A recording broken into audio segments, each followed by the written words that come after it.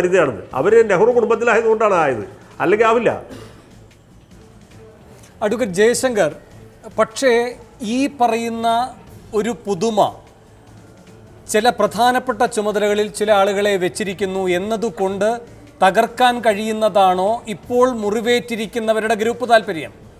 ഇപ്പോൾ നേരത്തെയും ഗ്രൂപ്പുകൾ പരസ്പരം യോജിച്ച് DCC അധ്യക്ഷന്മാരായി ഓരോരുത്തരെ കണ്ടെത്തുമ്പോൾ പോലും അവിടെ മറ്റ് കലാപങ്ങൾ ഉണ്ടായിട്ടുണ്ട്. ഇപ്പോൾ അങ്ങ് ചൂണ്ടിക്കാട്ടിയ കൊല്ലത്തും കോഴിക്കോടും തൃശ്ശൂരുമൊക്കെ ഇത്തരം പ്രതിസന്ധികളുണ്ട്. ഈ പുതിയ സാഹചര്യത്തിലും പ്രതിസന്ധി രൂപപ്പെടാൻ പോവുക തന്നെയാണ്. ഇപ്പോൾ ഒരു ഉദാഹരണമായി തൃശ്ശൂർ എടുത്താൽ അവിടെ ഇപ്പോൾ TN പ്രതാപനാണ്. പക്ഷേ അവിടെ ഉണ്ടായിരുന്ന പ്രമുഖർ ഇതിനു മുൻപ് അധ്യക്ഷ പദവിയിലിരിക്കുകയും പിന്നെ മന്ത്രിസഭയിലെത്തുകയും പിന്നെ മത്സരിക്കാതെ പിന്മാറുകയുമൊക്കെ ചെയ്ത പ്രധാനപ്പെട്ട ശക്തി കേന്ദ്രങ്ങളുണ്ടല്ലോ. അവരൊക്കെ തുടർന്നും സുഗമമായി ഈ സംഘടനയെ ഊർജ്ജസ്വലമായി പ്രവർത്തിപ്പിക്കുന്നതിന് സഹായകമായ നിലപാടെടുക്കുമെന്ന് കരുതുന്നുണ്ടോ? കൂടുതൽ കുഴപ്പങ്ങളിലേക്ക് ഇത് പോകുമോ? അങ്ങനെയൊന്നും ഞാൻ വിചാരിക്കുന്നില്ല. ഉടനെ ഒരു തെരഞ്ഞെടുപ്പും വരാനില്ല. ഇവർക്ക് കുറച്ച് സമയം കൊണ്ട് പ്രവർത്തിച്ച് അവരുടെ കഴിവും പ്രാഗൽഭ്യമൊക്കെ തെളിയിക്കാനുള്ള അവസരമാണ് വന്നിട്ടുള്ളത്. നിങ്ങൾ ഉദ്ദേശിച്ച CN ബാലകൃഷ്ണനാണെന്ന് ഞാൻ വിചാരിക്കുന്നു. ഒന്ന് ആലോചിച്ച് നോക്കൂ. കോൺഗ്രസിൻ്റെ കോട്ടയല്ലേ തൃശ്ശൂർ ജില്ല? പനമ്പള്ളി ഗോവിന്ദമേനോൻ്റെ സമയത്ത്, പിന്നീട് K കരുണാകരൻ്റെ സമയത്ത്, പിന്നീട് എല്ലാ കാലത്തും കോൺഗ്രസിൻ്റെ കോട്ട കൊത്തളമായിരുന്ന തൃശ്ശൂർ ജില്ലയിൽ ഇന്നിപ്പോൾ അനിൽ അക്കര എന്ന് പറഞ്ഞൊരു ചെറുപ്പക്കാരൻ ഏതാണ്ട് വിരലിലെണ്ണാവുന്ന വോട്ടിൻ്റെ ഭൂരിപക്ഷത്തിൽ ജയിച്ച ഒരു MLA ഉണ്ടോ കോൺഗ്രസിന്? ഇതെങ്ങനെ സംഭവിച്ചു? ഇത് ആലോചിക്കേണ്ടതല്ലേ? അത് CN ബാലകൃഷ്ണൻ തേറമ്പിൽ രാമകൃഷ്ണനും ആലോചിക്കേണ്ട കാര്യമല്ലേ? ചെറിയ കാര്യമാണോ? അവിടെ പ്രതാപനെ പോലെ സംശുദ്ധമായ പ്രതിച്ഛായയുള്ള ഒരു കോൺഗ്രസ്സുകാരൻ വരുന്നു. ജനങ്ങൾ അംഗീകരിക്കുക എന്നുള്ളതാണ് പ്രധാനം. കോൺഗ്രസ്സിൽ ഇപ്പോൾ ആരെ നിയമിച്ചാലും ബാക്കിയുള്ള എല്ലാ ആളുകൾക്കും അസംതൃപ്തി ഉണ്ടാവും, അതൃപ്തി ഉണ്ടാവും എന്ന് കരുതി ഒരിക്കലും ഒരു മാറ്റം വരുത്താതിരിക്കാൻ പറ്റുമോ? പ്രതാപൻ വരട്ടെ, അദ്ദേഹത്തെ പോലെ സംശുദ്ധമായ പ്രതിച്ഛായയുള്ള ഒരാൾ DCC പ്രസിഡന്റ് ആയതുകൊണ്ട് കോൺഗ്രസ് പാർട്ടിക്ക് ക്ഷീണം സംഭവിക്കുകയാണെങ്കിൽ ആ ക്ഷീണം കോൺഗ്രസ് പാർട്ടി സഹിക്കണം. ഇപ്പോൾ VM സുധീരനെ പോലെ സംശുദ്ധനായ ഒരാൾ KPCC പ്രസിഡന്റ് ആയിരിക്കുന്നു. അപ്പോൾ VM സുധീരനെ ആക്കിക്കൊണ്ട് വേറെ ഒരുപാട് പേർക്ക് ദുഃഖമുണ്ട്, അതൃപ്തിയുണ്ട്, എല്ലാ ഗ്രൂപ്പുകാർക്കും വിഷമമുണ്ടെന്ന് പറഞ്ഞിട്ട് അദ്ദേഹത്തെ മാറ്റാൻ പറ്റുമോ? ഒരിക്കലും മാറ്റാൻ പറ്റില്ല. VM സുധീരൻ തന്നെ KPCC പ്രസിഡന്റായിട്ട് തുടരും. അതുപോലെ പ്രതാപൻ DCC പ്രസിഡന്റ്. സാർ, സുധീരനെ ഇവിടെ ഉമ്മൻചാണ്ടിയും രമേശും ഒന്നും അറിയാതെ പെട്ടെന്ന് നിശ്ചയിച്ചതിന് ശേഷം സുഗമമായാണോ ഈ 3 നേതാക്കന്മാർക്കിടയിലെ ബന്ധം പോലും മുന്നോട്ട് പോയിട്ടുള്ളത്? അതിൻ്റെ ബുദ്ധിമുട്ടുകൾ വലിയ രൂപത്തിൽ ഈ പാർട്ടിക്ക് അനുഭവിക്കേണ്ടി വന്നിട്ടില്ലേ? അതിൻ്റെ ഭാഗമായി ഈ പറയുന്ന രാഷ്ട്രീയകാര്യ സമിതി വരിക, ആ രാഷ്ട്രീയകാര്യ സമിതി പിന്നെ കൂടുന്നില്ല എന്ന് പറഞ്ഞ് തർക്കവിതർക്കങ്ങൾ ഉണ്ടാവുക, ഇതൊക്കെ ഇപ്പോൾ നാം കണ്ടുകൊണ്ടിരിക്കുകയാണ്.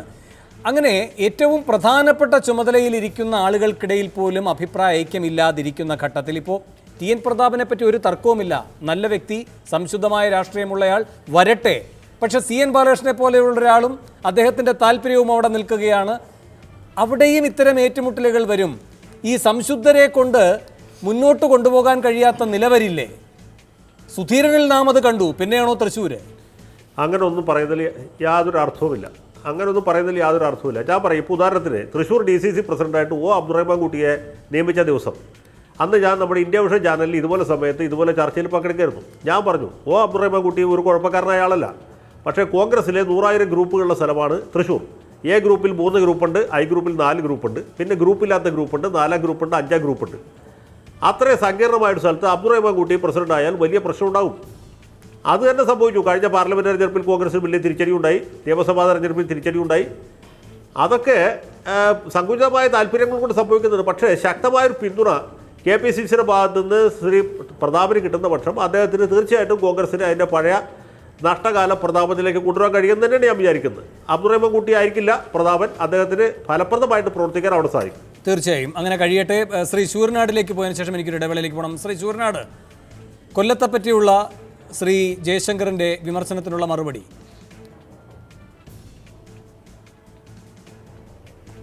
തീർച്ചയായിട്ടും അഡ്വക്കേറ്റ് ജയശങ്കറിൻ്റെ അഭിപ്രായത്തോട് ഞാൻ പരിപൂർണമായി യോജിക്കുകയാണ്.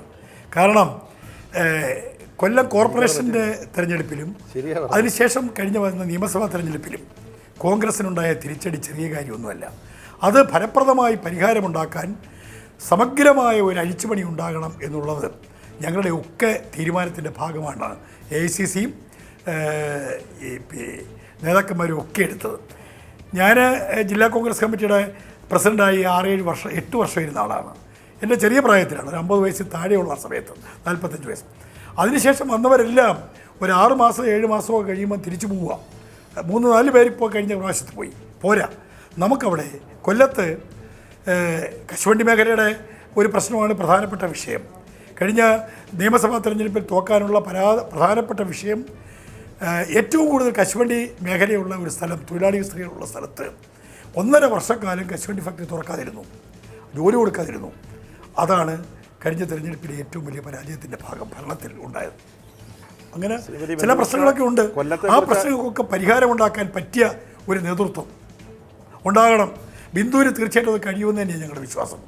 ശ്രീമതി സരസ്വതി കുഞ്ഞികൃഷ്ണൻ ജില്ലാ കോൺഗ്രസ് കമ്മിറ്റിയുടെ പ്രസിഡന്റ് ആയിരുന്നപ്പോൾ സരസ്വതി കുഞ്ഞികൃഷ്ണനൊപ്പം വൈസ് പ്രസിഡൻ്റായി വന്ന ആളാണ് ഞാൻ, എൻ്റെ വളരെ ചെറിയൊരു പ്രായത്തിൽ. അന്ന് സരസ്വതി കുഞ്ഞികൃഷ്ണൻ നന്നായി എല്ലാവരും യോജിപ്പിച്ചു കൊണ്ടുപോകാൻ കഴിഞ്ഞു. ഒരു വനിത എന്നുള്ള നിലയിൽ എല്ലാവരോടും ഒരു ഈഗോയും ഇല്ലാതെ എല്ലാവരും യോജിപ്പിച്ചു കൊണ്ടുപോകാൻ പറ്റും. ബിന്ദുവിനും അത് കഴിയുമെന്നാണ് തോന്നുന്നത്. സാമ്പിൾ ജില്ലയായിട്ട് കൊല്ലത്തെയാണ് ഇപ്പോൾ 2 പേർ ചൂണ്ടിക്കാണിച്ചിരിക്കുന്നത്. വലിയ ഭാരിച്ച ഉത്തരവാദിത്വം ഒരു 3 പേരെങ്കിലും അടുത്ത തെരഞ്ഞെടുപ്പിൽ ജയിപ്പിക്കാനുള്ള ഉത്തരവാദിത്വം ഇപ്പോൾ ശ്രീമതി ബിന്ദുവിനുണ്ട്. ഇൻഷാ അല്ലാഹ് അങ്ങനെ തന്നെ ആവട്ടെ. വെല്ലുവിളികളെ അവസരങ്ങളായി എടുത്തുകൊണ്ട് എല്ലാ നേതാക്കന്മാരുടെ 2 PCC അധ്യക്ഷന്മാർ കൊല്ലത്തുനിന്ന് ഉണ്ടായിട്ടുണ്ട്. അതുപോലെ ശ്രീ ശിവനാരാജൻ അദ്ദേഹം അടക്കമുള്ള മുൻ DCC അധ്യക്ഷന്മാരുണ്ട്, KPCയുടെ ഭാരവാഹികൾ, ബൂത്ത് തലം മുതലുള്ള പാർട്ടി പ്രവർത്തകർ, KSU മുതൽ ഉള്ള വിവിധ പോഷക സംഘടനയുടെ പ്രവർത്തകർ, ഇതെല്ലാം ഉപരിയായിട്ട് പൊതുജനങ്ങൾക്ക് സ്വീകാര്യമായ രീതിയിൽ പാർട്ടിയെ വളർത്തിയെടുത്തുകൊണ്ട് മുന്നോട്ട് പോകണമെന്നാണ് ആഗ്രഹിക്കുന്നത്. കേരളത്തിലെ കോൺഗ്രസ് നേതൃത്വത്തിൻ്റെയും അതുപോലെ അഖിലേന്ത്യാ കോൺഗ്രസ് നേതൃത്വത്തിൻ്റെയും പിന്തുണയോടുകൂടി അത് കഴിയുമെന്ന പ്രതീക്ഷയാണ് ഈ സമയത്ത് എനിക്ക്. ശരി, ഞാൻ ഇടവേളയിലേക്ക് പോകാൻ. ഇടവേളയ്ക്ക് ശേഷം സൂപ്പർ പ്രൈം ടൈം ചർച്ച ചെയ്യുന്നത് എ ഗ്രൂപ്പിന്റെ ആധിപത്യം അവസാനിപ്പിച്ചതാര്? ഇടവേളയ്ക്ക് ശേഷം.